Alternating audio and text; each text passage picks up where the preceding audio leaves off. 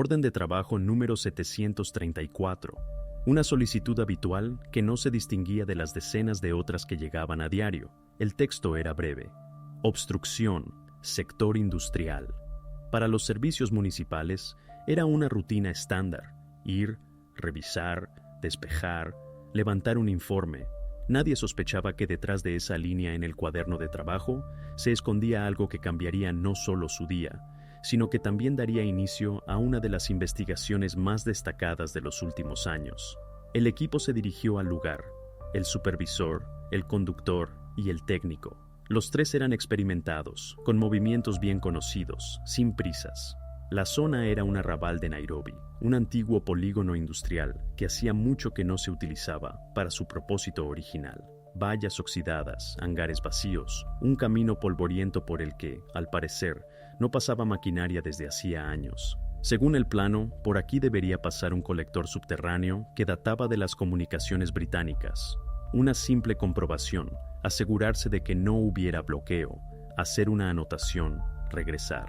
Pero desde los primeros minutos algo no encajaba. Las coordenadas coincidían, pero el objeto en el lugar no era el correcto. En lugar de un terreno abierto, había una enorme estructura de hormigón, de aspecto antiguo, pero extrañamente bien conservada, sin rastros de deterioro, ni desechos, ni vegetación alrededor. El hormigón era liso, sin grietas, como si lo hubieran limpiado recientemente. La impresión era que este lugar se mantenía en orden, aunque oficialmente debería estar abandonado. El jefe de equipo sacó un mapa y lo comparó con los planos. La diferencia era del 100%. En los papeles, el vacío. En el terreno, un objeto masivo del que no había mención en ninguna base de datos de la ciudad. Ni carteles, ni marcas, ni señales de identificación. Esto ya no parecía un error, sino más bien algo de lo que nadie debería haber sabido. Los trabajadores inspeccionaron el perímetro. Al principio todo parecía tranquilo, pero a los pocos minutos el técnico notó un sonido extraño, un zumbido, bajo y constante, como si viniera de debajo de la tierra. No era agudo ni fuerte, sino más bien un ruido de fondo, persistente. Los tres se callaron e intentaron determinar la fuente. Apagaron el motor del coche y el zumbido se hizo más claro. No era maquinaria ni ventilación. El sonido no tenía ritmo, no se parecía a una bomba ni a una turbina. Simplemente estaba ahí, como si algo se moviera lentamente dentro de la nada. Caminaron a lo largo de la pared, escuchando. En un lugar, el zumbido se intensificó notablemente. La tierra bajo sus pies se hundía un poco, y al golpearla ligeramente con una bota, resonaba con un sonido metálico. Comenzaron a despejar la zona. Minutos después, se hizo visible. Bajo una capa de polvo y arena se escondía una alcantarilla, pesada, de metal oscuro, sin óxido, sin ninguna identificación. Claramente no era municipal. Este tipo de tapas no se utilizaban para sistemas de drenaje. El superior intentó levantarla con una palanca, pero la tapa no cedió, como si estuviera sellada o fijada a su alrededor. Decidieron no tocarla más. Según las instrucciones, al descubrir estructuras desconocidas, se debía detener inmediatamente el trabajo, registrar el hallazgo y transmitir los datos al centro de control. El superior sacó su teléfono, tomó 3 fotos de la alcantarilla, una panorámica y registró las coordenadas. Luego llamó al operador de turno e informó brevemente. Anomalía en el lugar. Se ha encontrado una estructura de hormigón no registrada. Se ha detectado una fuente de sonido de naturaleza no mecánica. Se requiere una verificación. El operador de turno preguntó la hora. Las 11:42. La solicitud se registró y en la columna transmitido apareció la anotación: Policía de Nairobi. Los trabajadores permanecieron en el lugar un tiempo más, discutiendo entre ellos qué podría ser. Había muchas versiones: un antiguo almacén militar, un búnker técnico, una subestación, pero ninguna de ellas explicaba el sonido. La alcantarilla era demasiado sólida, el hormigón demasiado nuevo, y todo alrededor estaba demasiado limpio. 20 minutos después llegó una patrulla, 2 agentes, sin prisas, con la habitual cortesía. Recibieron las coordenadas, inspeccionaron la zona y pidieron a los trabajadores que no se marcharan hasta que llegara un ingeniero de la inspección municipal. En ese momento, nadie, ni los policías ni los trabajadores municipales, sospechaba que esa llamada había puesto en marcha una cadena de acontecimientos que pronto conduciría a un hallazgo que conmocionaría a toda la ciudad. Lo que comenzó como una simple verificación de una obstrucción se convirtió en el primer eslabón de una investigación que desvelaría una red oculta y llevaría a los investigadores a subterráneos cuya existencia los mapas oficiales habían silenciado durante décadas. El estante de archivo número 14 se encontraba al final del pasillo, donde rara vez había empleados. Siempre hacía un poco de frío, las lámparas parpadeaban, y el polvo del suelo ya no se limpiaba. No tenía sentido. Casi nadie iba allí. En los estantes metálicos había carpetas con tapas grises e inscripciones descoloridas. Personas desaparecidas, jóvenes. Estaban muy juntos, a veces en 2 capas. En los lomos, las fechas. 2005, 2007, 2011, 2015, 2018. Cada una de esas carpetas era una historia detenida a la que nadie había vuelto. Cuando abrías una de ellas, lo primero que llamaba la atención era la uniformidad. Todo estaba diseñado según un patrón. Número de registro, apellido del solicitante, dirección, fecha de ausencia, y luego campos vacíos. Las hojas estaban amarillentas, en algunas apenas se veía el sello de la comisaría del distrito. La letra era diferente, a veces apresurada, a veces cuidadosa, pero el significado era siempre el mismo. Alguien se había ido, y nadie sabía cómo. Desde 2005 hasta 2023, en este archivo se habían acumulado 487 casos de este tipo, diferentes familias, diferentes circunstancias, pero la estructura se repetía.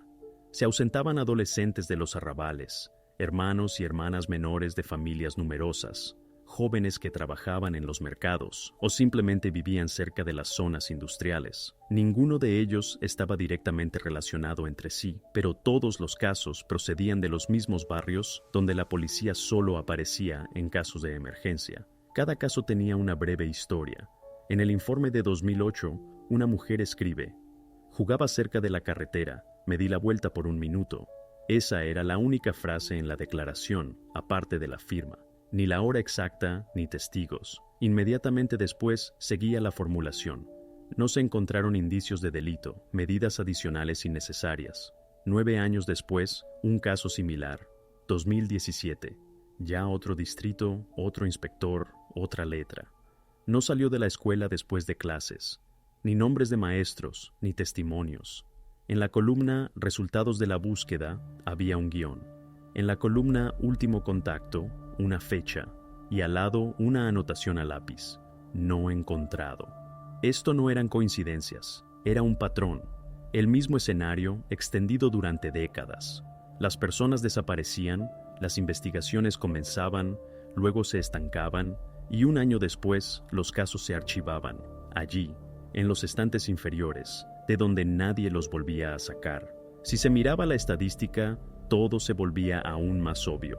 El 95% de las denuncias se referían a familias de bajos ingresos. Eran barrios con viviendas sencillas, extrarradios, asentamientos temporales donde no había registro permanente. A menudo, la gente ni siquiera podía completar correctamente la solicitud. Algunos no tenían pasaporte, otros no sabían la dirección exacta. Debido a esto, parte de las denuncias no se registraban oficialmente. Resultaba que la persona se había ausentado, pero en papel nadie la buscaba. Los investigadores que trabajaban en estos casos se sucedían, se iban, se trasladaban, renunciaban. Nadie establecía una conexión sistémica. Cada uno creía que trabajaba en un caso individual. Los documentos de las oficinas distritales llegaban a la base de datos de la ciudad, luego al archivo. Algunos ni siquiera llegaban allí. Se perdían en el proceso o regresaban con la anotación «datos insuficientes». Dentro de estas carpetas había copias de pasaportes, fotografías descoloridas, grabaciones de cámaras antiguas hechas en VHS.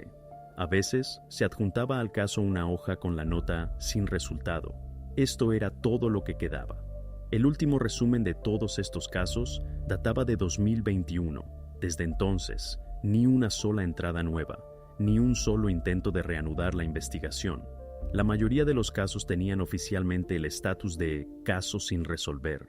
Era un término seco que en realidad significaba una cosa.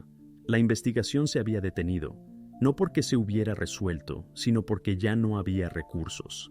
Nadie iba al lugar, no se realizaban interrogatorios, no se hacían solicitudes a los hospitales. Todo simplemente se detenía.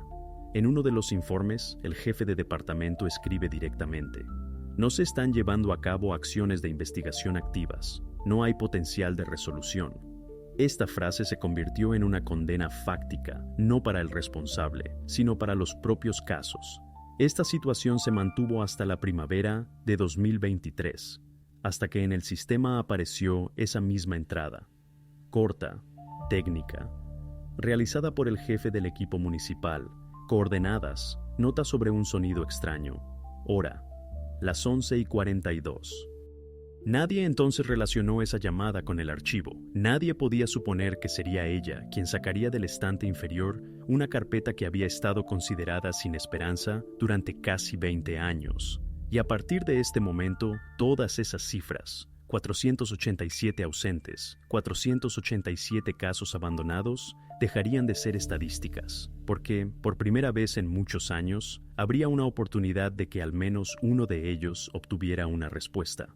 La patrulla número 52 llegó al lugar de la llamada a las 11:56. De turno estaban el sargento Mwangi y el agente Kariuki, una pareja habitual que, según el horario, terminaba el turno en 2 horas. La llamada se clasificó como anomalía de infraestructura, e inicialmente nadie supuso que se tratara de algo serio. Mensajes similares llegaban a menudo: viejas minas, vertidos ilegales, a veces simplemente falsas alarmas. Pero ya por la voz del despachador, que transmitía las coordenadas, se sentía la tensión. Él precisó: los trabajadores municipales informaron de una tapa metálica sin marcar. Dicen que el sonido del interior es extraño. La zona industrial a la que llegaron se parecía a cientos de otras: almacenes semiderruidos, terrenos cubiertos de maleza, contenedores abandonados. El sol estaba a alto, el calor era denso, el aire inmóvil. Los trabajadores municipales, que habían hecho la llamada, esperaban junto a la furgoneta. 4 hombres con chalecos naranjas, silenciosos y visiblemente nerviosos. Uno de ellos se acercó inmediatamente a la patrulla y señaló una plataforma de hormigón a 20 metros de la carretera. Allí, entre maleza y grietas, se veía una losa cuadrada perfectamente lisa, como si alguien la hubiera vertido recientemente, aunque todo el hormigón circundante era viejo y agrietado. Los oficiales consultaron la tableta. En las imágenes satelitales y en el mapa de la ciudad, nada. Ni colector, ni drenaje, ni línea subterránea. Incluso en los esquemas de ingeniería a los que tenían acceso, esta área estaba marcada como abandonada. Mwangi se agachó, golpeó la tapa metálica con una palanca. El sonido era sordo, con eco, lo que significaba que debajo de la losa había un vacío. El agente registró las coordenadas, tomó varias fotos con el teléfono de servicio. Todo parecía no una estructura antigua, sino un objeto instalado recientemente del que nadie sabía nada. Decidieron levantar la tapa para asegurarse de que no se trataba de una descarga de emergencia o un vertido ilegal. El mecanismo estaba extrañamente apretado. Al levantar la tapa, sintieron cómo salía de debajo de ella un aire denso y pesado, y casi de inmediato, un olor. No solo a alcantarilla ni a productos químicos. Era un olor difícil de describir, pero que instantáneamente te hacía retroceder instintivamente.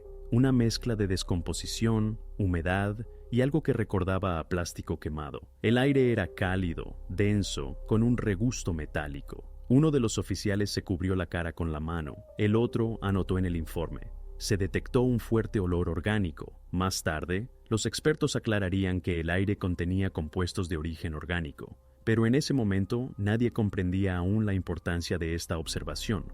Según el protocolo, se debía realizar una inspección. Un oficial permanecía en la superficie, el segundo bajaba. El sargento Mwangi aseguró la cuerda a un poste metálico, se puso los guantes, encendió la linterna y la cámara corporal. El haz de luz iluminó el nivel inferior, un pasaje estrecho que descendía en ángulo. Las paredes eran de hormigón vasto, en algunos lugares cubiertas con láminas metálicas. El suelo presentaba rastros de humedad. Bajando lentamente, sintió cómo la temperatura descendía. El aire se volvió más denso y el olor se intensificó. a una marca de aproximadamente 3 metros, la linterna captó algo parecido a un movimiento. Al principio pareció ser solo un reflejo de luz en una gota de agua, pero luego la sombra se movió, como si alguien se hubiera agitado allí. El sargento se detuvo, escuchó. Desde las profundidades se oía una respiración suave y entrecortada. Envió una señal hacia arriba, corta y condicional, y continuó el descenso. Al nivel del suelo del túnel, la linterna captó contornos irregulares. Al principio pareció que eran sacos o trapos, pero uno de ellos cambió de posición. Un segundo después, se hizo evidente. Era una persona, débil, con signos de haber pasado por situaciones difíciles, sentada contra la pared. El sargento dio un paso adelante, dirigió la linterna y vio varias figuras más. Se movían, pero muy lentamente. Algunas levantaron la cabeza, entrecerrando los ojos ante la luz. En ese momento, por la radio se escuchó su voz entrecortada. Veo gente. Repito, veo gente. En la superficie, el agente se tensó. Preguntó, ¿cuántos? La respuesta llegó con una pausa. Muchos. Unos segundos después, añadió, parece que todos son jóvenes. Mientras arriba se comunicaban con el despachador, desde las profundidades del túnel comenzaron a oírse sonidos. No gritos, no habla. Simplemente muchas voces, fusionándose en un zumbido. Alguien llamaba, alguien lloraba, alguien simplemente susurraba. El ruido se reflejaba en las paredes, creando la sensación de que había una sala entera llena de gente bajo tierra. A las 12:15, el puesto de guardia registró la llamada. Local subterráneo no identificado, gran cantidad de personas, estado desconocido. Se asignó el código 1033, situación de emergencia. 7 minutos después, el primer equipo especial ya se desplazaba desde la base. La zona se acordonó. Los trabajadores fueron trasladados a una distancia segura. Para los oficiales que estaban junto a la alcantarilla abierta, todo parecía una pesadilla surgida de la nada. Habían acudido a una llamada rutinaria y en cuestión de minutos se encontraron siendo testigos de lo que más tarde se llamaría el mayor hallazgo en la historia de la ciudad. Bajo la capa de hormigón, bajo la mundana zona industrial, comenzaba una historia que cambiaría todo, desde la policía de la ciudad hasta las agencias internacionales. A partir de este momento, la alcantarilla accidental se convirtió en el punto de partida de una investigación que desvelaría un sistema cuidadosamente oculto durante muchos años, que existía justo bajo los pies de los habitantes de Nairobi. 20 minutos después de la alarma, el equipo de investigación y operaciones llegó a la antigua zona industrial. Varios coches, ambulancias, una furgoneta técnica y un laboratorio móvil. La zona ya estaba acordonada, las patrullas habían bloqueado los accesos y decenas de personas se habían reunido alrededor. Trabajadores, vecinos de las casas cercanas, periodistas que de alguna manera se habían enterado de la llamada. En la plataforma de hormigón, donde unas horas antes estaban los trabajadores municipales, ahora se había desplegado un cuartel general completo. Los primeros en descender fueron los especialistas del servicio forense. La iluminación se instaló temporalmente, focos en trípodes. Tan pronto como encendieron las luces, se hizo evidente que debajo de la tierra no era simplemente un local, era una red. Varios corredores que convergían en un compartimento central. Las paredes eran lisas, con una geometría clara, como si no hubieran sido hechas de forma rudimentaria, sino según un plano. Las bóvedas eran de arco, la ventilación se había llevado al techo, el suelo estaba apisonado. A lo largo de las paredes había rastros de antiguas particiones metálicas y en el fondo una amplia puerta que conducía a un almacén. Cuando los especialistas entraron, quedó claro que no era un refugio temporal. Todo estaba demasiado bien pensado. Habitaciones separadas, estantes, camastros improvisados, restos de utensilios de plástico. En las paredes, cables, restos de lámparas de iluminación. Y por todas partes, rastros de presencia humana. En ese momento, los médicos ya habían subido a las primeras personas. Estaban muy débiles, en un estado físico comprometido. Muchas no podían hablar, algunas no abrían los ojos a la luz. Los médicos registrarían más tarde agotamiento extremo, deshidratación, signos de falta de nutrición prolongada. En la superficie, los equipos de emergencia trabajaban, montaban tiendas de campaña, preparaban camillas. La policía continuaba explorando las instalaciones subterráneas. Poco a poco se abrían nuevos pasadizos. Según los cálculos preliminares, la longitud de los túneles superaba los 100 metros. Los corredores se conectaban en varios niveles, y en cada nivel, habitaciones separadas, como celdas. Cuando comenzaron a contar a las personas, las cifras asombraron a todos. Tras la inspección inicial, se estableció que había 312 personas dentro. La mayoría eran jóvenes, algunos muy pequeños. Más tarde, los médicos especificarían que muchos de ellos no habían abandonado el subsuelo durante años. Parte presentaba signos de avitaminosis, atrofia muscular, deformaciones articulares. La comisión médica registró casos de anemia, infecciones y pérdida total de adaptación a la luz solar. Los investigadores continuaron su trabajo. En una de las habitaciones, más cerca del centro del complejo, notaron arañazos en las paredes. Al principio pensaron que eran simples grietas, pero con una inspección más cercana quedó claro que eran hileras de marcas, hechas con uñas o un trozo de metal, parecidas a un calendario. Cada trazo era limpio, recto, agrupado de A7. En algunos lugares se cruzaban, como si alguien hubiera llevado la cuenta del tiempo, luego se hubiera perdido y hubiera empezado de nuevo. Este detalle cambió el curso de la inspección. Se hizo evidente que las personas de abajo no estaban allí por casualidad, sino que vivían, se adaptaban, intentaban mantener el orden. En otra habitación encontraron una mesa improvisada, recipientes de plástico, trozos de tela convertidos en cama, y debajo de una de las paredes, donde antes, aparentemente, había un almacén improvisado, yacía un envase vacío de leche en polvo. En él se conservaba la fecha de fabricación, octubre de 2015. Este objeto se convirtió en la primera prueba material. El envase se empaquetó cuidadosamente en una bolsa transparente y se incluyó en el informe con el número 1. Para la investigación, esto era de vital importancia. Por primera vez apareció un punto de referencia.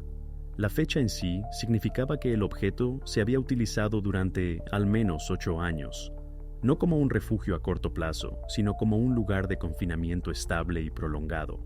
Todo esto cambió por completo el contexto del incidente. Si antes la policía consideraba la situación como una retención ilegal de personas, ahora se trataba de algo sistémico, duradero y planificado. Ese mismo día, el estado de la investigación fue recalificado. La nueva formulación sonaba oficial, sin emociones. Caso de confinamiento ilegal prolongado de un grupo de personas. Estas palabras entraron en el primer informe del Cuartel General de Operaciones, pero detrás de las secas líneas se ocultaba lo principal. Bajo la ciudad de Nairobi se había descubierto una red que había existido durante casi 10 años. Y al día siguiente, los investigadores comprenderían que la magnitud de esta historia iba mucho más allá de una sola ciudad. Lo primero que hacen los investigadores a la mañana siguiente es enviar una solicitud al catastro municipal. Es un procedimiento estándar, pero es por donde suelen empezar los casos más complejos.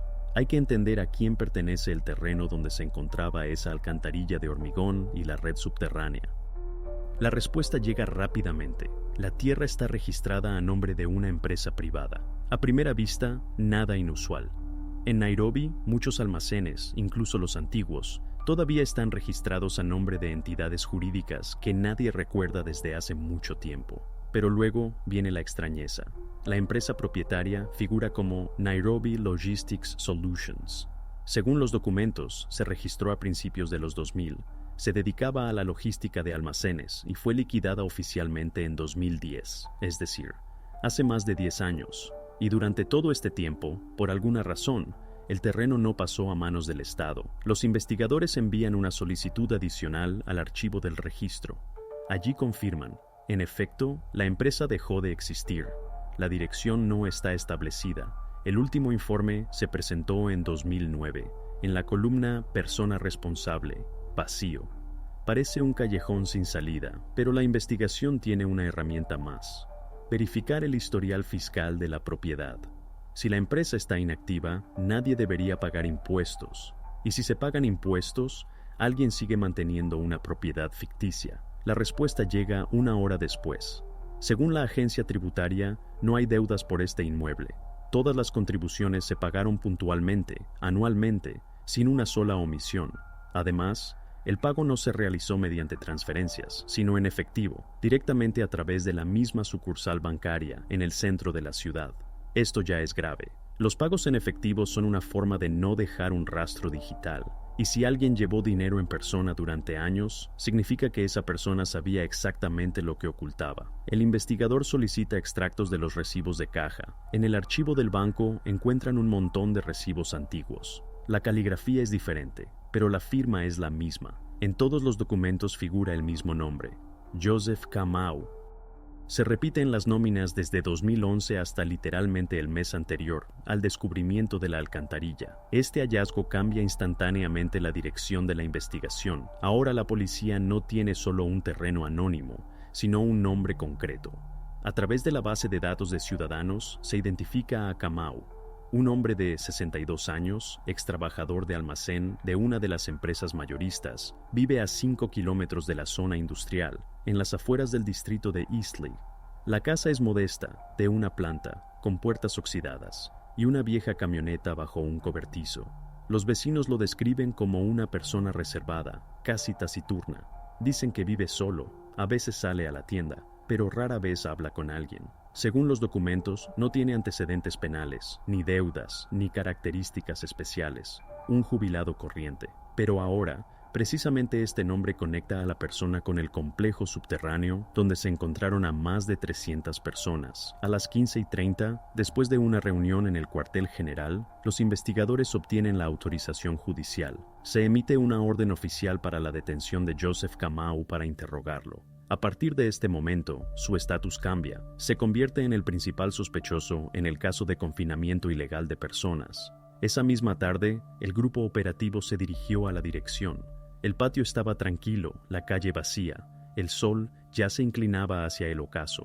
El coche se detuvo en la verja. Los agentes bajaron y tomaron posiciones. Comenzó el primer intento de establecer contacto con el hombre, cuyo nombre, como pronto se sabrá, está relacionado con una red mucho más grande que un simple almacén subterráneo. Mientras los investigadores buscaban al dueño del terreno, en el lugar continuaba otro trabajo no menos importante. En el hospital de campaña improvisado, montado justo al lado del almacén, médicos y psicólogos comenzaron a interrogar a las personas que habían sido sacadas de los locales subterráneos.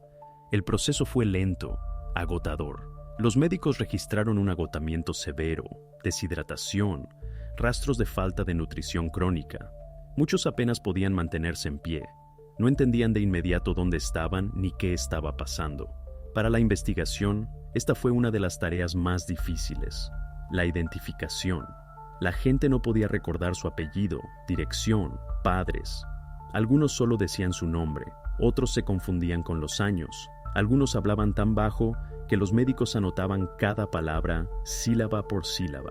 En la mayoría de los casos, los recuerdos eran fragmentos, trozos de conversaciones antiguas, el nombre de una calle, el olor de una casa, el nombre de un conocido. Esto no ofrecía una imagen completa. Entonces los investigadores tomaron otro camino. Empezaron a cotejar las fotografías con la base de datos de personas desaparecidas. Fue un trabajo titánico, comparar manualmente caras, edades, el tiempo aproximado de ausencia. Las primeras horas no coincidió nada, pero luego, a última hora de la tarde, apareció la primera confirmación. Una de las chicas, que había sido ingresada en el hospital en un estado extremadamente débil, resultó estar en la base de datos. Su fotografía figuraba en un caso de desaparición de 2018. En aquel entonces la buscaron durante varios meses, pero el rastro se perdió literalmente en una parada en el centro de Nairobi. Los padres dieron entrevistas, pidieron ayuda a través de la televisión, pero el caso se cerró sin resultados. Ahora estaba claro, durante todo ese tiempo había estado bajo tierra. Después de esta coincidencia, el proceso se aceleró. La segunda coincidencia, la tercera, luego la 10ª. Todas las historias se repetían con una precisión escalofriante. La gente desaparecía repentinamente, de camino a la escuela, del mercado, durante pequeños recados. Casi todos, de barrios pobres, de las afueras. Nadie fue retenido por dinero, no hubo llamadas, cartas ni rescates. Desaparecían aquellos cuyas familias no podían contratar a un abogado, no conocían a periodistas, no tenían conexión con las autoridades. Cuando el número de coincidencias superó las 30, la investigación pudo formular la primera regularidad. Todas las personas eran vulnerables, socialmente invisibles. Sus ausencias apenas atraían la atención, y por eso el esquema funcionó durante tanto tiempo. Los responsables elegían deliberadamente a aquellos cuya ausencia no causaría ruido. Luego comenzó el trabajo de los peritos médicos. Era necesario entender qué había sucedido en el subsuelo durante todos esos años, pero los resultados del examen solo aumentaron el misterio. No había rastros de fuertes agresiones, coacción u otros signos de afectación física en los cuerpos. Esto destruía por completo la primera hipótesis de agresión. Los investigadores también verificaron la segunda versión posible, el rescate. Pero en 18 años, ninguno de los casos contenía ni una pizca de indicios de demandas de dinero. No aplicaba tampoco la versión de explotación. Las personas encontradas abajo no tenían rastros de trabajo, ni callos, ni lesiones laborales. Parecía que todo lo que hacían era simplemente vivir, sin contacto externo, sin luz, sin salida al exterior. Al final, a la investigación le quedó un solo hecho inexplicable. Todo lo que ocurría no tenía un motivo habitual. Nadie intentaba obtener beneficios, nadie los utilizaba como mano de obra y nadie presentaba exigencias. Todo indicaba que la propia reclusión era el objetivo. Alguien había estado creando un sistema cerrado bajo tierra durante largos años, reteniendo a personas sin una razón explicable. Este detalle cambió el tono de la investigación. Ahora los investigadores comprendían que no se trataba solo de una infracción contra la persona, era algo más grande. Una organización que tenía un objetivo, una estructura y medios, y eso significaba que les esperaba lo principal: comprender a quién y por qué se le ocurrió ocultar a personas bajo tierra durante décadas en el mismo centro de Nairobi. La operación de detención comenzó a mediados del día. A la calle donde vivía Joseph Kamau llegaron 2 coches de la unidad especial y un equipo de investigación. El barrio era tranquilo, un sector privado, unas cuantas casas antiguas a lo largo de una carretera estrecha. Ninguno de los vecinos salió cuando la policía se acercó a la puerta. Según el protocolo, primero intentaron llamar. No hubo respuesta. Entonces forzaron la puerta. La casa resultó ser pequeña, de una sola planta, con un patio descuidado. Dentro, todo estaba ordenado, pero extrañamente vacío. En la cocina, un par de platos, una estufa de gas, una tetera vieja. En el dormitorio, una cama, una mesita de noche, un par de camisas. Todo parecía como en la casa de una persona mayor normal, que vive sola y no le gustan los invitados. Pero había la sensación de que el dueño se había ido recientemente. La sartén en la estufa todavía estaba tibia, y junto a la puerta había botas de goma con barro que no había tenido tiempo de secarse. La inspección duró más de 1 hora. Los investigadores recorrieron todas las habitaciones, pero no se encontró nada que vinculara directamente a Kamau con el almacén. Ni documentos, ni fotos, ni notas. Ni siquiera una computadora o un teléfono. Nada. Daba la impresión de que el hombre sabía de antemano que lo buscarían y había retirado todo lo que pudiera comprometerlo. Cuando los agentes ya se disponían a marcharse, uno de ellos notó en el patio trasero una trampilla metálica cubierta con una hoja de contrachapado. Debajo, una escalera hacia abajo. Allí, debajo de la casa, resultó haber un pequeño sótano. A primera vista, un cuarto de servicio normal, paredes de hormigón, una lámpara en el techo, una caja de herramientas. Pero en la esquina había una puerta nueva, moderna, con cerradura de combinación. Por fuera estaba pintada para parecer metal viejo, pero al examinarla de cerca, resultó que la habían instalado recientemente. Forzaron la puerta. Detrás de ella, una pequeña habitación de unos 6 metros cuadrados. Las paredes y el techo estaban revestidos con material insonorizante. En el suelo, hormigón, sin objetos, muebles, ni rastros de vida. Solo un conducto de ventilación, dirigido hacia la pared trasera, sin ventanas, sin cables, sin signos de que alguien hubiera vivido allí. Simplemente un espacio vacío, perfectamente silencioso. Este hallazgo cambió toda la percepción de la casa. No había ninguna razón doméstica para la existencia de tal habitación. No podía servir ni de despensa ni de taller. La ventilación y la insonorización sugerían otra cosa. Este lugar fue creado para que nadie escuchara lo que sucedía dentro. Los expertos determinarían más tarde que la insonorización era profesional, material de grado industrial, utilizado en estudios y laboratorios. La instalación era costosa. Esto significaba que Kamau tenía acceso a recursos que un exalmacenista ordinario no debería tener. Los investigadores interrogaron a los vecinos. Todos lo describieron de la misma manera. Tranquilo, reservado, no invitaba a nadie.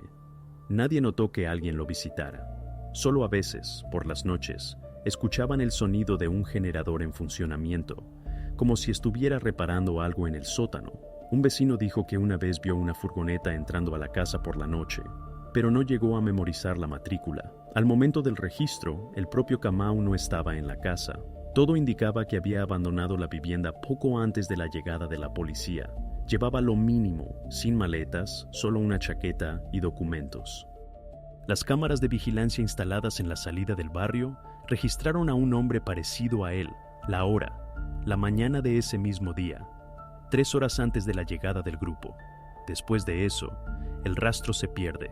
Esa misma noche, la policía declaró oficialmente a Joseph Kamau en búsqueda y captura a nivel nacional. Su nombre y fotografía fueron publicados en todos los noticieros. Las autoridades advirtieron que el hombre podría ser peligroso, no actuar solo y, posiblemente, estar relacionado con una red que había operado durante décadas. A partir de ese momento, la historia dejó de ser local. Ahora la investigación no se trataba simplemente de una persona que había huido tras una sospecha, sino de un eslabón en una cadena que, como los investigadores comenzaron a comprender, se extendía mucho más profundamente hacia una estructura con financiación, organización y acceso a datos gubernamentales. Cuando la investigación se detuvo debido a la huida de Kamau, a los investigadores no les quedó más remedio que volver al punto de partida.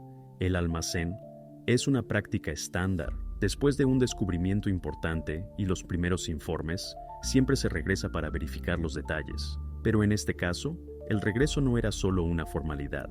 Al grupo le quedaban demasiadas inconsistencias, demasiados pequeños enigmas técnicos que requerían respuestas. Los criminalistas llegaron al lugar a primera hora de la mañana. La zona ya estaba acordonada y bajo vigilancia. Trabajaban con trajes de protección, mascarillas y guantes. En las instalaciones aún persistía un olor acre a humedad y a algo antinatural que no se podía definir con exactitud.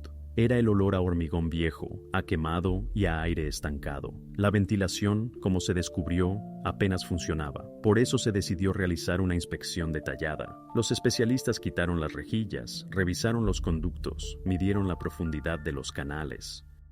Normalmente, estos sistemas conducen a una de las líneas colectoras principales, pero aquí la estructura era más compleja.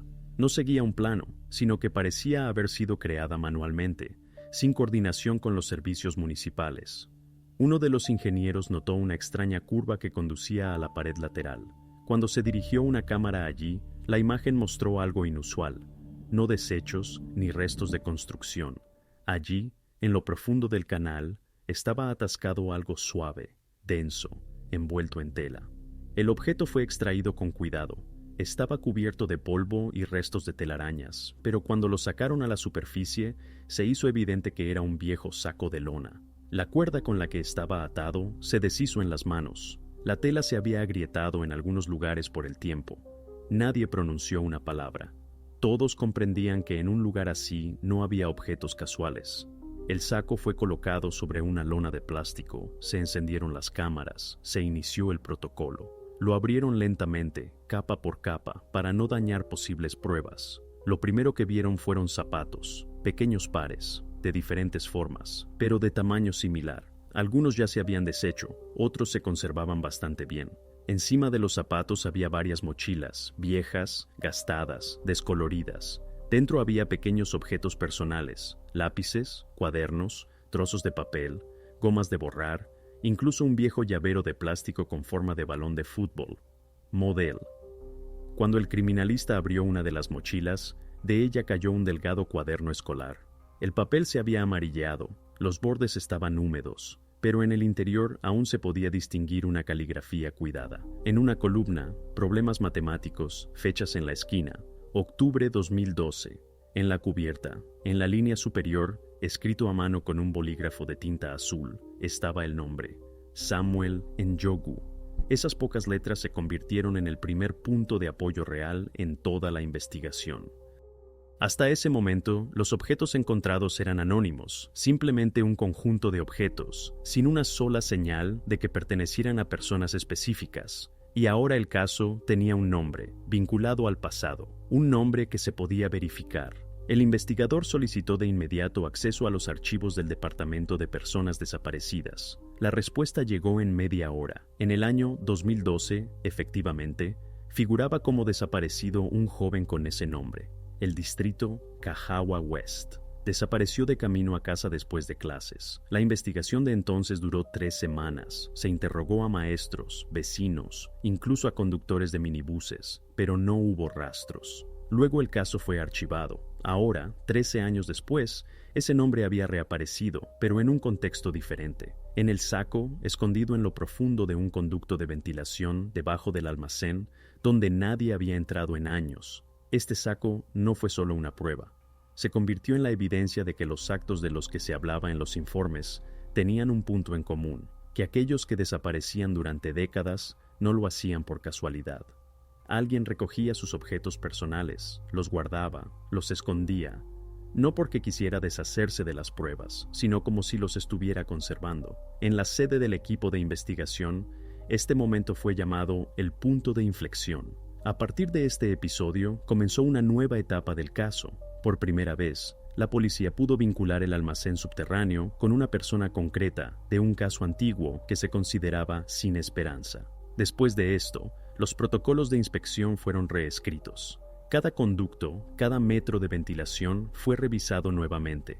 Los investigadores comenzaron a buscar otros sacos similares y encontraron cada vez más señales de que alguien había regresado aquí durante muchos años, de forma sistemática, con un propósito definido. Ahora la historia dejó de ser simplemente un terrible descubrimiento de los servicios públicos. Se convirtió en un caso en el que cada detalle era parte de un esquema grande y bien pensado, y el hallazgo con el nombre de Samuel Njogu se convirtió en el primer eslabón de una cadena que debía llevar a los investigadores a quienes se escondían detrás de todo este sistema. El cuaderno de Samuel Njogu fue enviado al laboratorio al día siguiente del hallazgo. Los expertos sabían que en papel que había estado más de 10 años en el polvo, quizás no quedaran rastros. Pero en este caso, no se podían permitir pasar por alto ni el más mínimo detalle. El material fue tratado con un reactivo suave, uno que no destruye el papel viejo y permite detectar huellas incluso a través de capas de polvo. Cada hoja fue revisada bajo luz ultravioleta, lentamente, centímetro a centímetro, para no perderse nada. Cuando los primeros contornos de las líneas aparecieron, un silencio tenso se apoderó del laboratorio. Había huellas dactilares, y no solo una. Varias pequeñas, parcialmente borradas, probablemente pertenecían al propio Samuel, pero entre ellas destacaba otra, más grande, más clara, dejada por una persona mayor. Quienquiera que haya sostenido este cuaderno en sus manos, definitivamente no era un estudiante. El experto tomó una fotografía de alta resolución y la transfirió al archivo digital para su comparación. La huella dactilar se cargó en el Sistema Automatizado de Identificación, abreviado como ASI. Es una base de datos con millones de fichas dactiloscópicas recopiladas durante décadas. El funcionamiento del sistema suele llevar minutos, pero en estos casos cada espera parece una eternidad. En la pantalla, una barra de carga avanzaba lentamente. El programa analizaba las curvas de las líneas, los puntos de intersección, la distancia entre las espirales. Cada coincidencia se evaluaba en porcentajes. En el laboratorio reinaba un silencio total, solo el ruido de los ventiladores y el zumbido monótono del procesador. Los especialistas no apartaban la vista del monitor, como si el resultado dependiera de la fuerza con la que lo miraban. Después de unos minutos, la pantalla parpadeó. En la línea superior apareció coincidencia encontrada, nivel de fiabilidad 100%. Debajo de esa inscripción, un nombre, Joseph Kamau. Este era el mismo hombre que la policía había estado buscando durante varias semanas. Su huella dactilar, encontrada en el cuaderno perteneciente a uno de los desaparecidos desde 2012, se convirtió en una prueba directa de la conexión. Ahora no era una suposición, ni una coincidencia de direcciones, ni pruebas circunstanciales. Era un hecho, confirmado por el laboratorio. Según la base de datos del Ministerio del Interior, Los datos dactiloscópicos de Kamau fueron ingresados en el año 1998, después de un pequeño robo en el almacén donde trabajaba como almacenista. Entonces, se le impuso una pena condicional y el caso fue rápidamente olvidado. Pero el registro permaneció en el sistema y fue precisamente este el que ahora jugó un papel clave. Legalmente, este resultado lo cambiaba todo. La huella de Kamau en el cuaderno de Samuel era una conexión directa entre el sospechoso y uno de los desaparecidos. Según la ley, un resultado de este tipo de peritaje se equipara al contacto personal con la prueba, lo que significaba que la investigación ahora tenía un argumento de hierro. Desde este momento, el caso dejó de ser una cadena de conjeturas. La investigación reconoció oficialmente: Joseph Kamau no era simplemente el dueño del almacén, ni un inquilino o vigilante casual. Él era quien había tenido contacto físico con las pertenencias personales de las personas retenidas bajo tierra. El protocolo de laboratorio con el resultado de la pericia fue enviado a la oficina central por la tarde, a las 20:17. Una hora después, se firmó el documento de ampliación de la búsqueda internacional. Ahora se buscaba a Kamau no solo dentro de Kenia, sino también más allá de sus fronteras. Todo esto fue la primera confirmación sólida de que el caso trascendía un incidente local. Ante la investigación se encontraba un hombre que durante años había permanecido en la sombra, se había comportado como un residente común de los suburbios, y en realidad, posiblemente, estaba en el origen de uno de los esquemas de desapariciones más grandes y cuidadosamente ocultos en la historia del país. Después de la confirmación de las huellas dactilares, los investigadores finalmente tuvieron una pista real. Pero incluso con una prueba tan contundente, el caso no parecía concluido. Las pruebas señalaban a Kamau, pero demasiadas cosas en su biografía no coincidían con la imagen de un organizador. Vivía modestamente, sin signos de riqueza, no tenía coche, no poseía propiedades. La casa en la que vivía era vieja, en un barrio con alquileres bajos. Según los documentos, era un jubilado normal que recibía una pensión. Pero en los casos penales, una regla siempre funciona sin fallas. Si no se entiende el motivo, se busca el dinero. La verificación financiera comenzó con un análisis básico de sus operaciones bancarias. Se esperaba ver ceros, cuentas antiguas y olvidadas, posiblemente rastros de pequeños retiros, pero el resultado fue diferente. Regularmente se recibían transferencias en la cuenta personal de Kamau, una vez al mes, casi según el calendario. Las sumas no eran enormes, pero sí estables, un poco más de $500. Para una persona sin trabajo oficial desde el año 2009, esto parecía sospechoso. El contable del servicio forense preparó un informe. Todas las transferencias provenían de una única fuente, una organización llamada Hope of Africa, que se traduce como Esperanza de África. Formalmente, era una fundación benéfica registrada, creada para ayudar a jóvenes desfavorecidos afectados por desastres naturales. Según los documentos, la fundación recibía donaciones privadas y las destinaba al mantenimiento de refugios y programas educativos, pero el propósito de las transferencias que llegaban a la cuenta de Kamau parecía extraño: administrative expenses, es decir, gastos administrativos. Esta formulación suele utilizarse cuando se quiere ocultar el verdadero destino de los fondos. Los investigadores solicitaron información sobre la dirección de la fundación. La respuesta, que llegó al día siguiente, solo aumentó las sospechas. El jefe de Hope of Africa era el Dr. Patrick Wandera, una figura pública conocida en el país. A menudo aparecía en reportajes de televisión, hablaba en conferencias, se reunía con funcionarios y contaba sobre misiones humanitarias. En el ámbito público, Wandera era una figura casi impecable, con la reputación de una persona que había dedicado su vida a ayudar a quienes se encontraban en circunstancias difíciles. A primera vista, la conexión entre Wandera y Kamau parecía imposible. Uno, un filántropo con diplomas y premios. El otro, un exalmacenista anciano que vivía en las afueras de Nairobi. Pero los pagos hablaban por sí solos. Las transferencias se registraron durante 10 años, a partir del año 2011, y cada vez el dinero llegaba exactamente en las mismas fechas, a través de la misma sucursal bancaria. Cuando los investigadores verificaron el movimiento de fondos dentro de la fundación, se descubrió que estos gastos administrativos no figuraban en los informes principales, no aparecían en los resúmenes contables presentados a los reguladores estatales. El dinero provenía de la llamada cuenta de reserva de la fundación, una cuenta cerrada a la que solo tenía acceso el presidente. es decir, todas las transferencias a Kamau provenían directamente de Wandera. En esta etapa, la investigación comenzó a considerar una nueva versión. Quizás Kamau no era el organizador, sino un ejecutor, una persona que realizaba encargos por los que recibía pagos estables. Y la propia fundación, solo una tapadera para una actividad que se desarrollaba en la sombra. La organización tenía tanto el motivo como los recursos, y lo más importante, el acceso. Con el pretexto de ayudar a los jóvenes, los representantes de la fundación tenían la oportunidad de contactar con familias en situaciones desfavorables, donde nadie hacía preguntas innecesarias y donde la desaparición de una persona podía pasar desapercibida. La Fundación Esperanza de África encajaba perfectamente en este esquema. En la superficie, ayuda, misiones humanitarias, recaudación de fondos. En el interior, flujos de efectivo, gastos opacos y decenas de instalaciones cerradas en todo el país, donde oficialmente podrían ubicarse refugios temporales.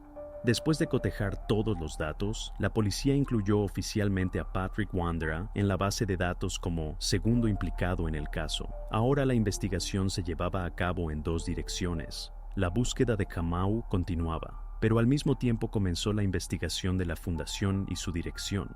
Así, el caso, que comenzó con una llamada rutinaria al Servicio de Obras Públicas, se convirtió en una investigación de alcance nacional, donde una organización benéfica podría ser el elemento central de un esquema de desapariciones de muchos años. 3 días después de que el nombre de Patrick Wandera apareciera oficialmente en los archivos del caso, el equipo de investigación obtuvo una orden para incautar documentos en la oficina de la Fundación Hope of Africa. La operación se llevó a cabo sin mucho ruido. El edificio estaba en el centro de negocios de Nairobi, en uno de los pisos superiores de un complejo de oficinas, donde se encontraban bancos, agencias de publicidad y representaciones de ONG internacionales. Por fuera, paredes de cristal, un logotipo con el contorno azul de África y el lema «Ayuda a quienes lo han perdido todo». Los investigadores entraron alrededor de las 9 de la mañana, en el momento en que los empleados de la fundación apenas comenzaban a trabajar. Formalmente, todo parecía impecable: oficinas ordenadas, archivo en regla, contabilidad en su lugar. Pero la primera comparación de datos generó dudas. En los informes presentados a los donantes internacionales, se indicaba que la organización apoyaba mensualmente a más de 3,000 beneficiarios en todo el país. En las listas, decenas de ubicaciones, cientos de nombres, fotografías, firmas de los coordinadores. Todo parecía oficial, incluso demasiado. Cuando se realizó una verificación física en las direcciones indicadas en los documentos, las cifras no coincidieron. Donde los informes debían haber entre 200 y 300 personas, en realidad eran pequeños refugios para 20 o 30. La discrepancia era sistémica, no casual. Resultó que la inmensa mayoría de los beneficiarios existían solo en papel. En los documentos oficiales, miles de vidas; en la realidad, decenas. Una auditoría posterior reveló que una parte significativa de los fondos recibidos de los donantes pasaba por la fundación solo unos pocos días, después de lo cual se retiraba en efectivo. Este esquema se utiliza a menudo en la contabilidad negra, cuando es necesario ocultar la verdadera dirección del dinero.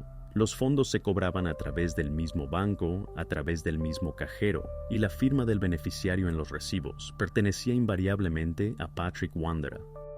La investigación solicitó su expediente personal para comprender quién era antes de convertirse en figura pública. En los archivos del Ministerio del Interior encontraron un registro interesante. En el año 2007, Wandera ya había figurado en una investigación relacionada con adopciones irregulares.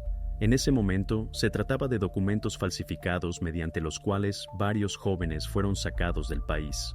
El caso se cerró con la formulación de pruebas insuficientes, y poco después, Wandera creó su fundación. Este episodio explicaba mucho. Una persona que alguna vez participó en esquemas de adopción irregular, unos años después, se convierte en el director de una gran organización benéfica, y ya en su nuevo estatus, obtiene acceso ilimitado a aquellos que se encuentran bajo la tutela del Estado o de las fundaciones. Poco a poco, se perfilaba una nueva imagen. Las personas retenidas en instalaciones subterráneas podrían haber sido utilizadas no como víctimas en el sentido literal, sino como un instrumento de maquinaciones financieras. La fundación los presentaba en informes como beneficiarios, cuyas fotografías se enviaban a los donantes. Cada donante, al recibir una fotografía y la historia de un joven salvado, transfería dinero. Cuantas más historias, más ingresos. El almacén de Nairobi, en esencia, era un recurso, una confirmación física de estas almas en la sombra. Personas que nadie buscaba se convertían en la prueba de la existencia de programas humanitarios por los que la fundación recibía millones. Externamente, parecía un trabajo concienzudo, informes, fotografías, firmas, cartas de agradecimiento. En realidad, una estafa a gran escala, encubierta por la caridad. Los investigadores expresaron por primera vez un motivo que lo explicaba todo: dinero. No un culto, no crueldad, no fanatismo, un fraude común, frío, meticulosamente planificado y que existía desde hacía casi 20 años. Todo lo que sucedía en las instalaciones subterráneas tenía un propósito exclusivamente financiero: crear la ilusión de cuidado para que en los informes a las fundaciones extranjeras figuraran miles de salvados. Ahora, la investigación necesitaba demostrar cómo exactamente los organizadores transferían esos fondos y quién más formaba parte de la cadena, porque era obvio que Wandera no actuaba solo. Se avecinaban peritajes financieros, nuevas detenciones y una serie de revelaciones importantes que debían desvelar finalmente la magnitud de esta historia. La mañana en que comenzó la operación fue como decenas de días anteriores de la investigación, tranquila, sin indicios de un gran desenlace. Pero fue en este día que la policía decidió actuar simultáneamente. A las 9:40 de la mañana, un grupo del Departamento de Delitos Económicos entró en la oficina de la Fundación Hope of Africa.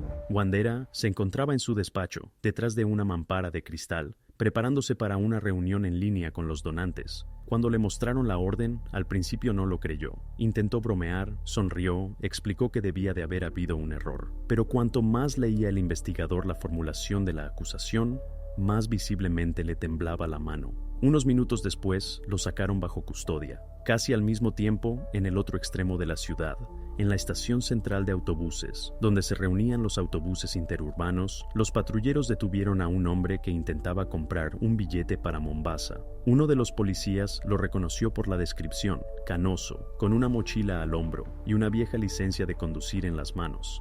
Era Joseph Kamau. No se resistió, simplemente miró hacia la carretera, como si entendiera que el juego había terminado.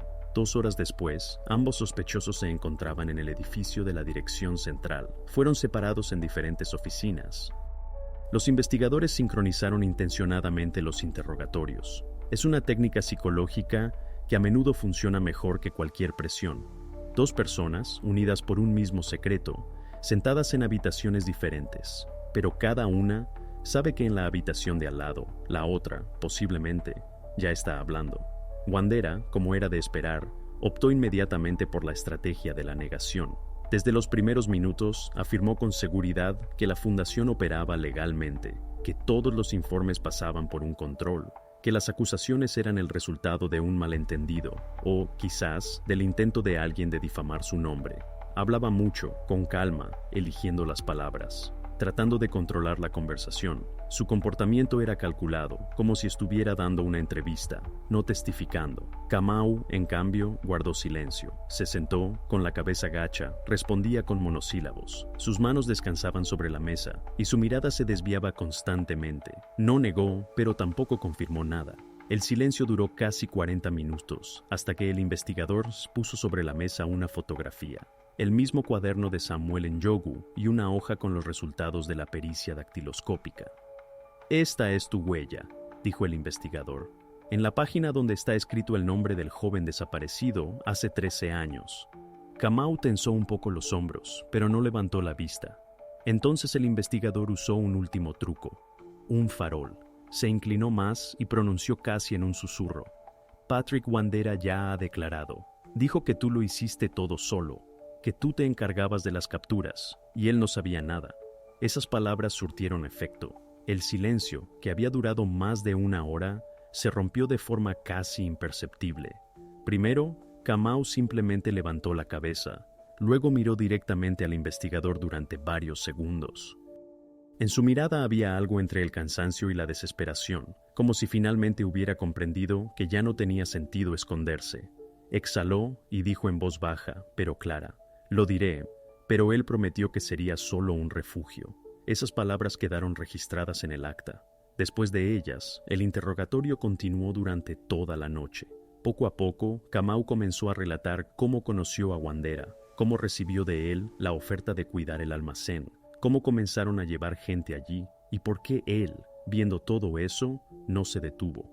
Su confesión se convirtió en un momento clave en el caso. No solo confirmó la versión de la investigación, sino que también reveló por primera vez la mecánica interna de la red criminal, en la que las vidas humanas se convertían en cifras e informes para donantes distantes en el extranjero.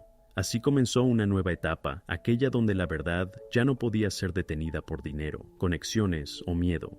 Después de la noche de interrogatorios, cuando Kamau finalmente habló, la investigación obtuvo lo que les había faltado durante todas esas semanas: una dirección.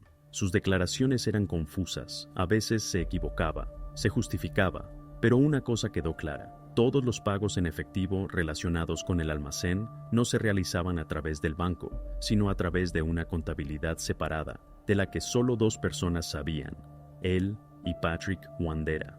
Según sus palabras, todas las sumas reales y la distribución de los gastos se registraban manualmente, sin rastros electrónicos, y se guardaban no en el archivo general de la fundación, sino en la caja fuerte personal de Wandera, directamente en su oficina, detrás de un panel decorativo de madera. Esta información cambió inmediatamente el curso del caso. Esa misma mañana se formalizó una orden de registro. Kamau, a petición de los investigadores, estuvo presente en la salida del grupo. Era un caso raro, en el que se lleva a un sospechoso directamente al lugar para que él mismo muestre dónde buscar. Cuando entraron en la oficina de la fundación, los empleados que estaban de guardia después de los acontecimientos de ayer se hicieron a un lado. Wandera ya estaba bajo arresto, por lo que la oficina estaba sellada. Kamau señaló la pared detrás del escritorio, donde a primera vista no había nada notable. El panel resultó ser móvil y detrás una caja metálica empotrada, cerrada con un candado de combinación. Los agentes abrieron la caja fuerte bajo protocolo. Dentro había dos carpetas, una firmada ordenadamente, la otra sin distintivos, con la cubierta oscurecida por el tiempo y las huellas dactilares. La primera carpeta contenía exactamente lo que todos esperaban ver: informes oficiales de la fundación, tablas impresas, resúmenes financieros, sellados por donantes y patrocinadores. En papel, una transparencia ejemplar. Pero la segunda carpeta, esa fue el punto final. Contenía cuadernos con una letra irregular y apresurada, fechas, sumas, notas breves, todo a mano, sin firmas, sin sellos. Al hojear las páginas, el investigador notó varias líneas repetidas, entre ellas la que más tarde se convertiría en una prueba clave. Objeto 2. Mantenimiento. Pago mensual 64,000 KES. En esas mismas fechas, el banco registraba transferencias regulares a la cuenta de Kamau. Las cifras coincidían hasta la última moneda. Objeto 2. Era el mismo almacén donde retenían a la gente. Ningún donante, ningún programa de ayuda explicaba esos pagos. Ahora ya no quedaban dudas de que se trataba de un sistema con una estructura interna precisa. Objetos, beneficiarios, mensajeros, informes. Todo como en un negocio, solo que la mercancía eran destinos. Para que el documento obtuviera validez legal, los investigadores ordenaron un examen grafológico. Para ello, se tomaron muestras de la firma y los manuscritos de Wandera que él había dejado en los informes oficiales de la fundación. La comparación se realizó en el laboratorio del Servicio Nacional de Peritajes Forenses. Los expertos trabajaron durante 2 días y al anochecer del tercer día emitieron un dictamen. La escritura de los cuadernos encontrados coincidía plenamente con la de Patrick Wandera. Esto significaba que fue él quien personalmente llevó la contabilidad en negro, distribuyendo el dinero destinado al mantenimiento del almacén y al pago de Kamau. Cualquier línea de defensa que sus abogados esperaban se derrumbó. Todas las declaraciones sobre malentendidos y errores ya no tenían sentido. A partir de este momento, la investigación reconoció oficialmente: el director de la fundación no solo sabía todo lo que estaba sucediendo, sino que también controlaba personalmente las operaciones, dirigiéndolas como un negocio sistemático. Su reputación intachable desapareció en una noche, y debajo de ella apareció la verdadera estructura, fría, precisa, construida sobre el engaño y el sufrimiento humano, transformado en cifras. Ahora la investigación entraba en su fase final. por delante un juicio que no solo debía determinar el castigo, sino también poner un punto final legal a un caso que se había convertido en uno de los más sonados en la historia del país. Cuando la investigación decidió volver a interrogar a Wandera, en la dirección ya reinaba ese silencio particular que precede a algo definitivo. Todos entendían que no se trataba simplemente de otro procedimiento, no de un protocolo formal, sino del momento en que un hombre, que durante largos años había construido a su alrededor la ilusión de benefactor y figura pública, tendría que enfrentarse por primera vez a todo lo que había construido.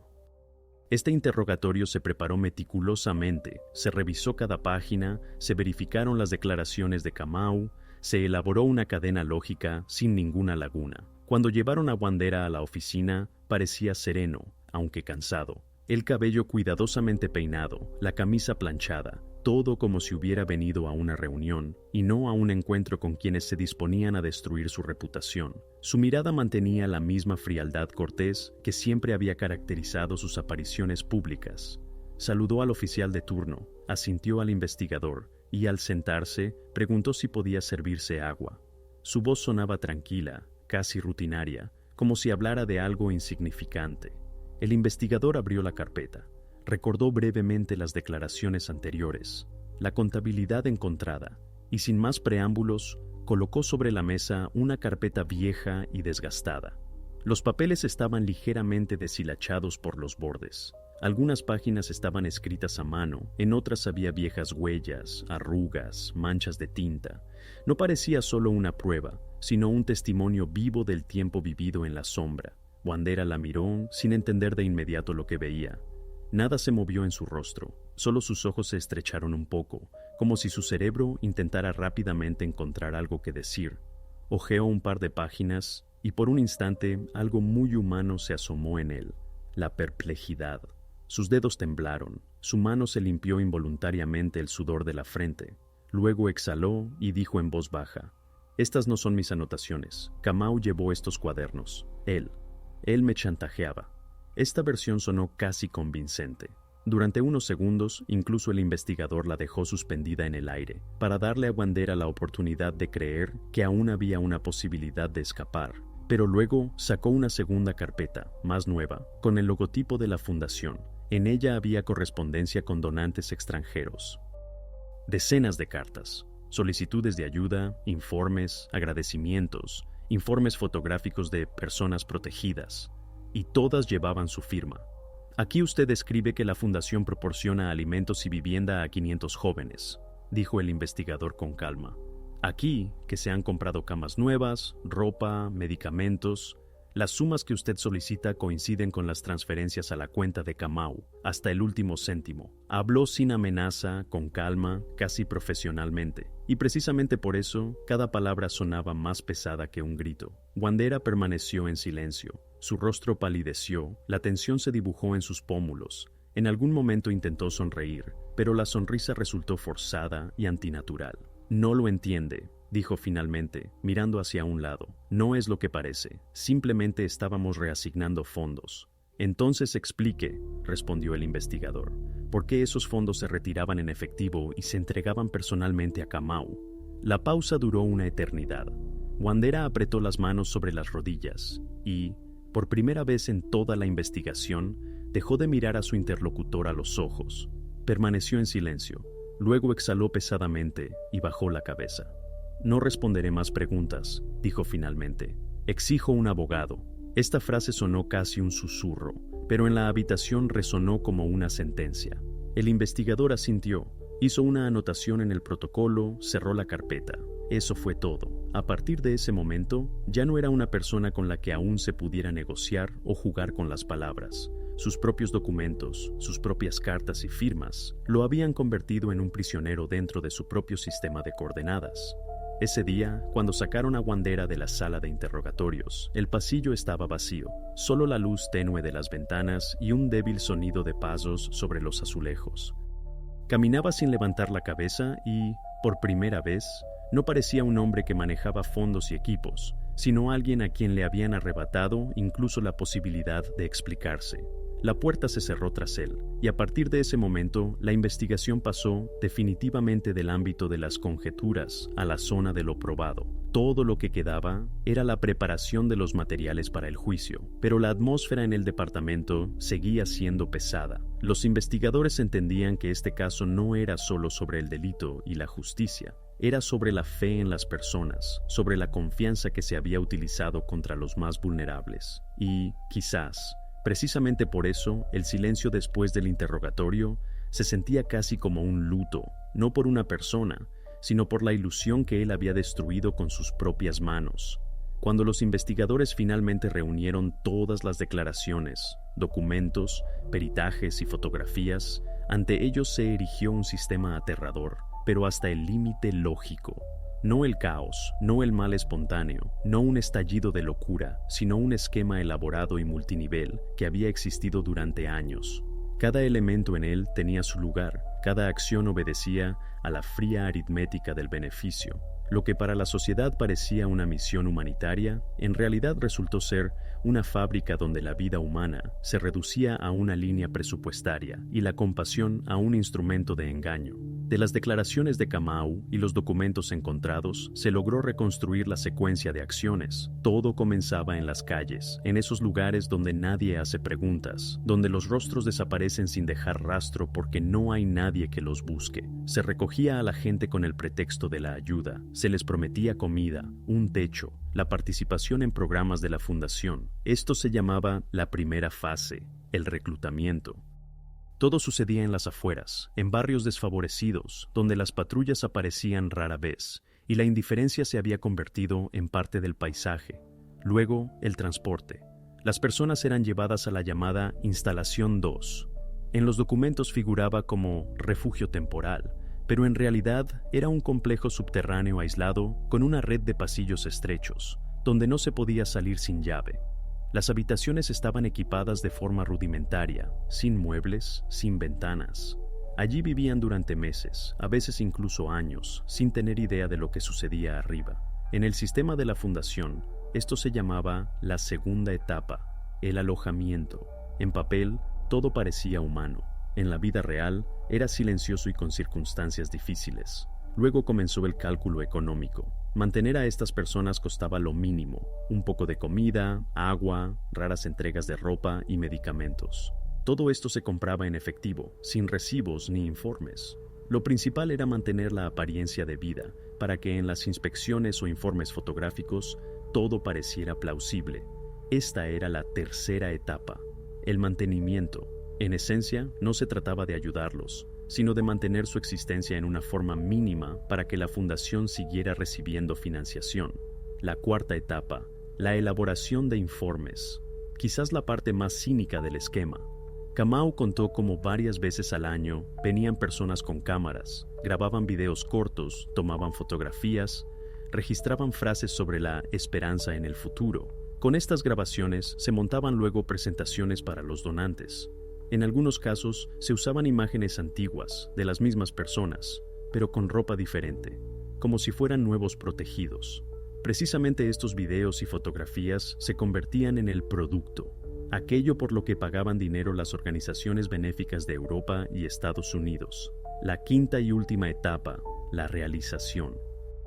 Después de enviar los informes, llegaban nuevos tramos a las cuentas de la fundación. El dinero se retiraba en efectivo. Una parte se destinaba a gastos formales, otra a Kamau y otros ejecutores.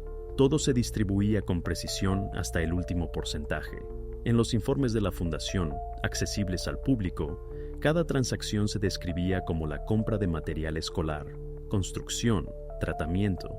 Ningún auditor podía adivinar que detrás de estas líneas se escondían personas reales, con sus libertades restringidas, olvidadas e invisibles. Según los cálculos de la investigación, el esquema funcionó sin fallos durante casi 18 años. Los primeros rastros se remontan al año 2005, cuando la fundación apenas comenzaba sus actividades. Las últimas operaciones datan del año 2021. Durante este tiempo, según estimaciones preliminares, más de 500 personas pasaron por el sistema. Muchas de ellas aún no han sido identificadas, nombres que no figuran en ninguna base de datos. Para la fundación eran simplemente cifras, estadísticas, informes. Para los investigadores, pruebas de que la magnitud del crimen superaba con creces las fronteras de un solo país. Y todo esto fue construido por una sola razón: dinero. No fe, no ideología, no locura, solo beneficio. Cada paso, cada acción, cada mentira, todo tenía un sentido económico. En esto residía el principal horror del caso. No era irracional, era calculado. Los investigadores, al concluir, escribieron una frase seca en el informe: motivo, avaricia. El sistema fue creado con el objetivo de obtener beneficios bajo la apariencia de actividad humanitaria. Pero detrás de esta frase se ocultaba algo más grande. Era un crimen no contra la ley, sino contra la idea misma de la misericordia. Y quizás, precisamente por eso, en la sala donde se discutieron los resultados de la investigación, reinaba el silencio. Nadie hablaba en voz alta, pero todos entendían. En esta historia no quedaba lugar para la casualidad ni para la duda. Solo un cálculo frío que se extendió durante casi 2 décadas. Llegó el día que se había esperado durante casi 3 años. La investigación había terminado, los peritajes habían sido aprobados, los materiales se habían reunido en decenas de volúmenes, y ahora todo debía pasar a manos del tribunal. Al amanecer, ya había periodistas frente al edificio del Tribunal de Distrito, aunque el proceso era a puerta cerrada. No se les permitió la entrada, pero todos sabían que esta sesión era histórica, un caso demasiado sonado, que había estado pendiente durante demasiado tiempo. La gente esperaba el desenlace, aunque solo se les permitiera ver su sombra. La primera sesión comenzó sin pompa, en silencio. La sala era pequeña, las ventanas cubiertas, las cámaras apagadas. Sobre las mesas, carpetas con la etiqueta estrictamente confidencial.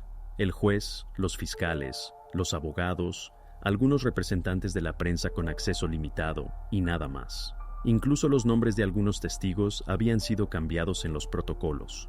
El proceso se declaró oficialmente a puerta cerrada. Entre los involucrados había jóvenes. El Estado debía protegerlos incluso después de que la verdad se supiera.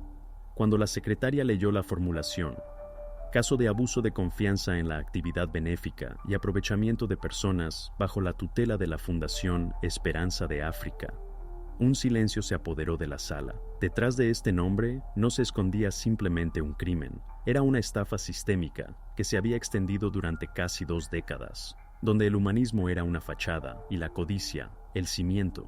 El fiscal leyó los 3 principales cargos de la acusación: creación y dirección de un grupo criminal organizado, privación ilegal de libertad, fraude en una escala particularmente grande, combinado con aprovechamiento lucrativo. Cada uno de estos cargos llevaba un peso, pero juntos formaban lo que los juristas llaman la acumulación de delitos de excepcional gravedad.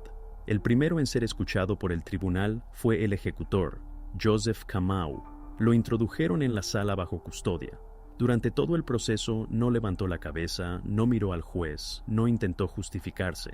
Su confesión, dada durante la investigación, se convirtió en uno de los elementos clave de la acusación, y por eso el tribunal tuvo en cuenta su colaboración activa en la investigación. El fiscal leyó la sentencia: 25 años de privación de libertad con posterior restricción del derecho a ocupar cargos relacionados con el trabajo en estructuras sociales. Esta decisión sonó seca, pero todos en la sala entendieron que, para Kamau, era prácticamente el fin de su vida en libertad. Recibió la pena mínima posible para tales cargos, solo porque proporcionó a la investigación lo que, de otro modo, habría estancado el caso. Su trato no lo salvó a él, sino a la verdad. Cuando leyeron la sentencia, Bandera permaneció inmóvil. Ni un músculo se movió en su rostro. No se volvió hacia Kamau. No se permitió ni desprecio ni lástima. Solo los dedos entrelazados, blancos por la tensión. Esperaba su turno. Unos minutos después, llegó su momento. El juez volteó la página, leyó el apellido y comenzó a leer la decisión que, en esencia, ya estaba predestinada. El director de la Fundación Esperanza de África fue declarado culpable de todos los cargos. Su firma figuraba en informes falsificados, sus órdenes personales aparecían en los esquemas de transferencia de dinero. Su caligrafía fue confirmada por expertos. Todo lo que él negó ahora existía en los materiales del caso como hechos irrefutables. El fiscal pronunció una frase que siempre suena pesada, incluso para los abogados más experimentados. Organizador de un grupo criminal que operó durante un largo periodo con particular crueldad y uso de su posición oficial. Estas palabras perforaron la sala. Todo lo que alguna vez pareció un proyecto humanitario se convirtió ahora definitivamente en un crimen sin justificación. La sentencia se anunció sin pausa, casi de forma rutinaria. Cumplimiento de la pena en una colonia de régimen estricto. El juez leyó la fórmula hasta el final y apartó las hojas. Bandera no se levantó. Permaneció sentado, mirando un punto fijo, como si ya lo supiera todo de antemano. Ni un grito, ni un intento de impugnar. Solo silencio y un ligero susurro de páginas mientras el secretario tramitaba los documentos. Con esta decisión se puso punto final, no solo en el sentido legal. El tribunal concluyó lo que había comenzado hace casi 20 años en los sótanos, donde se prometía cuidado y se infligía sufrimiento. Ahora la verdad tenía forma de sentencia, la firma del juez y el sello del Estado. Cuando la sesión terminó, nadie aplaudió, nadie dijo palabras. El juez salió primero, seguido por el fiscal. En la sala solo quedaron las sillas, el aire frío y la sensación de un vacío inmenso, como si la justicia se hubiera cumplido, pero con ella se hubiera ido algo humano, irrecuperable. Y aunque este fue el final del caso judicial, para los investigadores la historia no terminó. En los archivos quedaron decenas de nombres sin confirmar, rastros en viejas fotografías, rostros que nadie pudo identificar. La próxima investigación debía comenzar precisamente con ellos. Después de que el tribunal dictó sentencia, llegó ese raro momento para este tipo de casos, el silencio. No por alivio, no por una sensación de finalización, sino porque a continuación venía lo más difícil, devolver a la gente a la vida.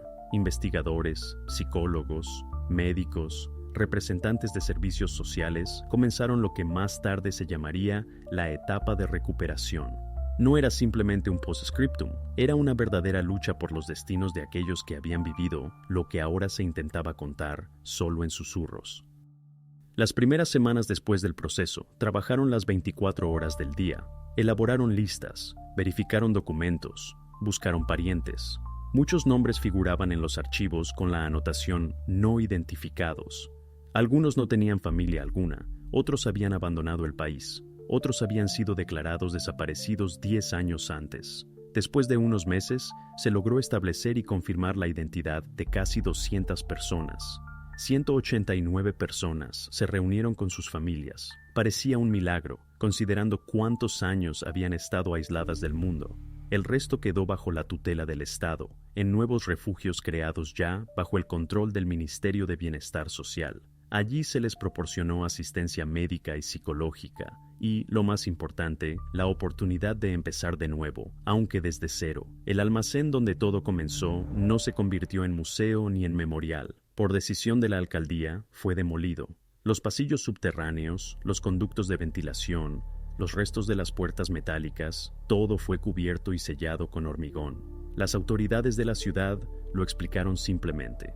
Algunos lugares no deben permanecer en el mapa. La gente que vivía cerca decía que, después de la demolición, durante mucho tiempo se sintió un olor a humedad, como si la propia tierra intentara deshacerse de la memoria. En el lugar del antiguo complejo, más tarde se creó un pequeño jardín, sin placas, sin explicaciones, solo árboles jóvenes, delgados, pero vivos. Mientras tanto, el gobierno de Kenia reaccionó rápida y duramente. Casi inmediatamente después del veredicto, se creó una comisión especial para inspeccionar todas las fundaciones benéficas que operaban en el país.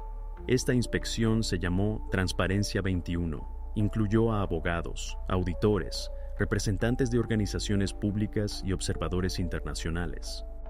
En ese momento, más de 600 fundaciones benéficas operaban oficialmente en Kenia, y 30 de ellas ya en las primeras semanas mostraron graves violaciones. Varias organizaciones perdieron su licencia, a algunas se les congelaron las cuentas. Paralelamente, el gobierno modificó las normas de financiación internacional. Ahora, cada subvención extranjera debía pasar por un sistema de auditoría multinivel. Todas las transferencias, incluso las más pequeñas, comenzaron a registrarse. Los donantes se comprometieron a enviar inspectores personalmente y no a confiar en los informes. Las fundaciones, a su vez, estaban obligadas a presentar no solo informes financieros, sino también fotografías de proyectos reales, certificadas por estructuras independientes. Estas medidas no podían devolver el pasado, pero se convirtieron en el primer paso para que un sistema similar no pudiera existir más en la sombra. Cuando los investigadores firmaron los documentos finales, el caso recibió oficialmente la etiqueta de cerrado. Se conocía como personas bajo Nairobi. Detrás de estas palabras se escondía no solo una historia de crimen, sino un espejo de la sociedad, su ceguera, credulidad y fe en las buenas apariencias. Este caso demostró que el mal puede parecer respetable, usar corbata, sonreír desde el estrado, recibir premios por humanitarismo, pero incluso después del juicio, después de las reformas y las inspecciones, persistía una sensación de incompletud. En uno de los informes finales, un investigador escribió una frase corta: "No se descarta la existencia de estructuras análogas en otras regiones". No estaba respaldada por pruebas, pero no la eliminaron del texto, porque todos entendían que si un sistema similar pudo existir durante casi 20 años y recibir millones de dólares de manos bien intencionadas, entonces, posiblemente, no fue el único. La historia de la Fundación Esperanza de África terminó con una sentencia, pero la huella que dejó sigue viva, en nuevas leyes, en documentos, en la memoria humana. Y, sin embargo, lo más importante que demostró es que el crimen puede estar parado en medio de la calle durante años, sonriendo a los transeúntes, y nadie lo notará. Lo que significa que la principal lección de esta historia es mirar con más atención, porque, como resultó, las cosas más oscuras a menudo se esconden no en los sótanos, sino bajo los letreros del bien.